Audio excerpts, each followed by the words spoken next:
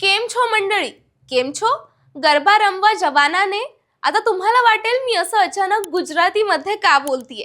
अर्थात याचं कारण म्हणजे नवरात्र सुरू झाले आहेत आणि नवरात्रात गरबा नाही तर मग मजाच नाही. पण मंडळी, नवरात्रीत खेळला जाणारा गरबा फक्त मजा नाही तर स्त्री शक्तीचा आणि प्रजनन क्षमतेचा उत्सव आहे. गरबा हा लोकनृत्याचा प्रकार असून याचा उगम गुजरातमधील खेड्यांमध्ये झाला.